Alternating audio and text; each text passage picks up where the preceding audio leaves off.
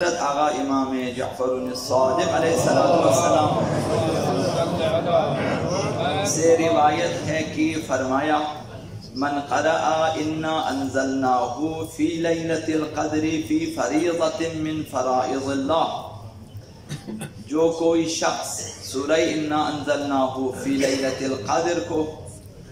اس کی تلاوت کرے، کسی واجب نماز میں تلاوت کرے،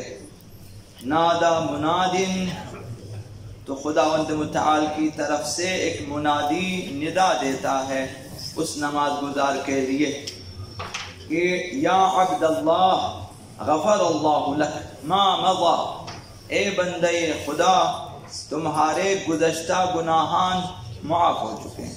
خدا نے تمہارے گزشتہ گناہوں کو معاف کر دیا ہے، فاستأنف العمل، اب نئے سرے سے اچھی اعمال انجام دو۔ یہ ایک منادی کی طرف سے ندا آتی ہے، ظاہراً ہم نہیں سنتے، لیکن اہل بیت اطہار کی طرف سے یہ بیان آیا ہے، لہذا ہمیں اس نیت سے دقت کے ساتھ خلوص کے ساتھ سورہ انا انزلنا کی تلاوت کرنی چاہیے کہ نمازوں میں حد اقل پہلی رکعت میں، دن بھر کی نمازوں میں کسی نہ کسی نماز میں اس کی تلاوت کی جائے، تاکہ یہ فضیلتیں، اگر پوری فضیلتیں ہمیں نہ مل سکیں، کم از کم نصف فضیلت مثلا سولس بھی اگر ہمیں حاصل ہو، ہماری جو کمزوریاں ہوتی ہیں، نقائص ہوتے ہیں اس کی وجہ سے، تو یہ ایک فضیلت ہے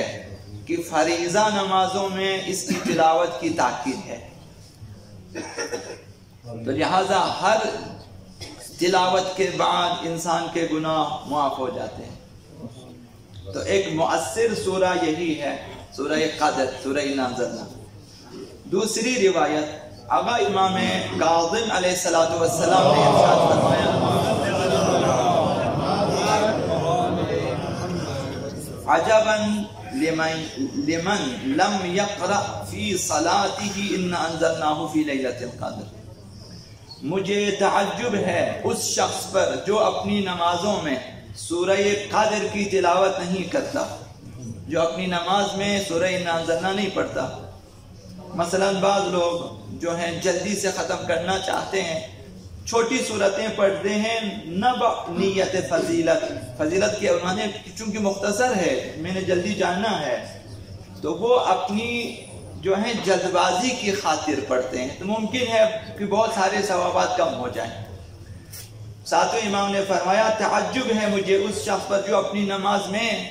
سورہ قدر کی تلاوت نہیں کرتا، سورہ انا انزلنا کی تلاوت نہیں کرتا،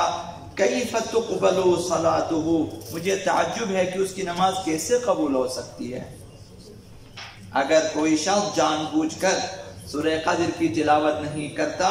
تو یہ کمزوری آ جاتی ہے اس کے اعمال میں، یعنی اس کی نماز اور اس کی عبادتیں قبول ہونے میں مشکل پیش آ سکتی ہے۔ دوسرے لفظوں میں اگر ہم اپنی نمازوں میں سورہ قدر کی تلاوت کرتے ہیں تو بہتر ہماری نماز قبول ہو سکتی ہے اس سورہ کی برکت سے۔ کچھ اس کی برکتیں ہیں وہ عرض کرنا چاہوں گا۔ آقا رسول خدا صلی اللہ علیہ وآلہ وسلم نے ارشاد فرمایا اس سورہ کی تلاوت، سورہ قدر کی تلاوت روزہ ماہ رمضان کا ثواب رکھتی ہے اور احیاء شب قدر کا ثواب رکھتی ہے۔ اگر اسی نیت سے انسان تلاوت کرے، اس سورہ کی فضیلت بہت ہے، اس کی قرآن کا بہت ثواب ہے، میں اس ثواب کو حاصل کرنا چاہتا ہوں، تو سورہ انا انزلنا کی تلاوت کریں، یہ ایک فضیلت۔ اور سواری کے وقت، چاہے آپ سائیکل پہ سوار ہوتے ہیں، گاڑی پہ سوار ہوتے ہیں، گھوڑے گدھے پہ سوار ہو جاتے ہیں، سواری کے وقت اس سورہ کی تلاوت کی جائے تو انسان سلامت رہے گا، انسان ایکسیڈنٹ نہیں کرے گا اس سورہ کی بات۔ تو اسی نیت سے پڑھے ہمیشہ،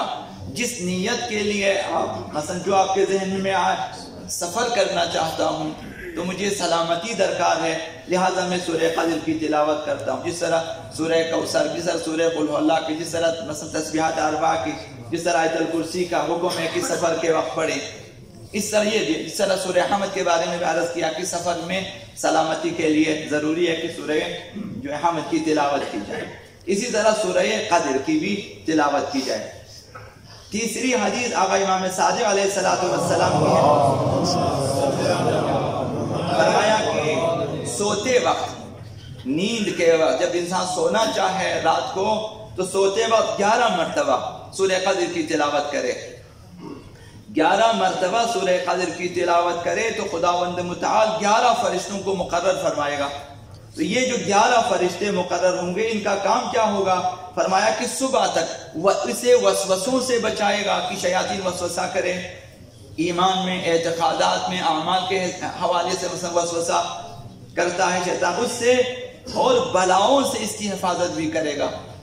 یہ خدا متعال کی طرف سے. تو سوتے وقت انسان، سونے سے پہلے جب انسان سونے کے لیے جانا چاہے، بعض لوگ نماز شب پڑھ کے سو جاتے ہیں، بعض لوگ دوبارہ اٹھ کے پڑھتے ہیں. تو سوتے وقت انسان مثلا پڑھے 11 مرتبہ سورہ قدر، سورہ انا انزلناہ فی لیلۃ القدر پڑھے. خداوند فرشتے مقرر فرماتے ہیں، 11 فرشتے جو اس کی حفاظت بھی کریں گے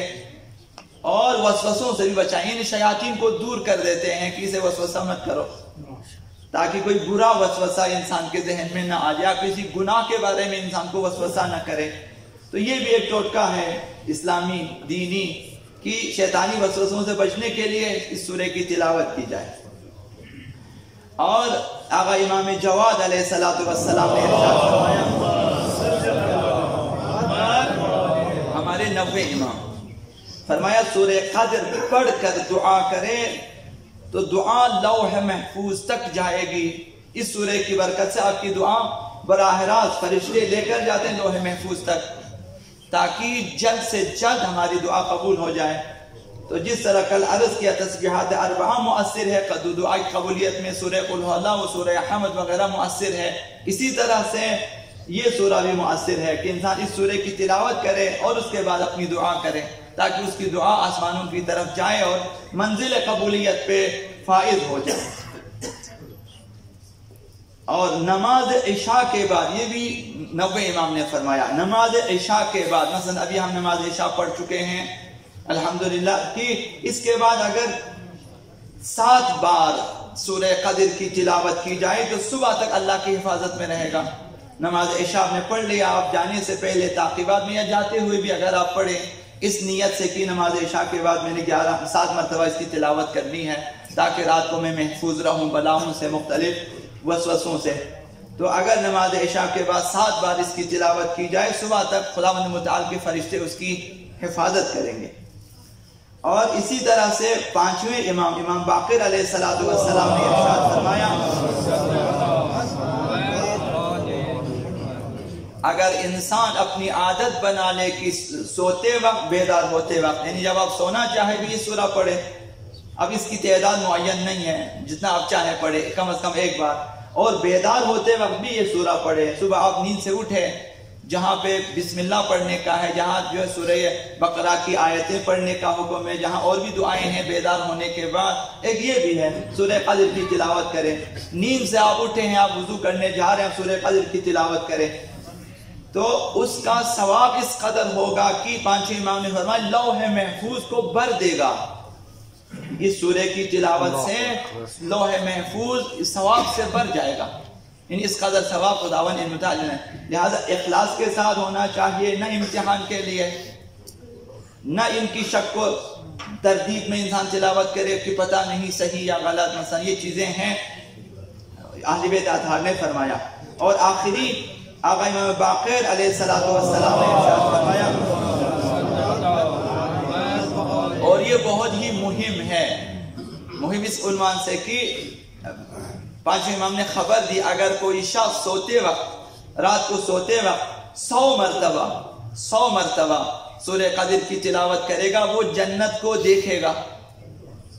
اب ممکن ہے اسی رات دیکھیں، ممکن ہے کہ اگلی راتوں میں دیکھیں. اگر اس کو وظیفہ بنا لیں اس نیت سے کہ جنت نظر آ جائے، جو اولاً تو مومنین کو یہ مقام حاصل ہے، حد اقل سونے سے جو ہے مرنے سے پہلے خدا تعالی جنت دکھا دے گا مومنین کو. تو بہتر ہے کہ ابھی دیکھیں. دیکھنے کے بعد فائدہ یہ ہے کہ انسان کی نظر میں، انسان کی نگاہ میں دنیا ہی چپوچ ہو جائے گی، جنت دیکھنے کے بعد انسان پھر یہاں رہنے کی تمنا نہیں کرے گا۔ یہ فائدہ ہے کہ انسان کے سارے وسوسے دور ہو جاتے ہیں۔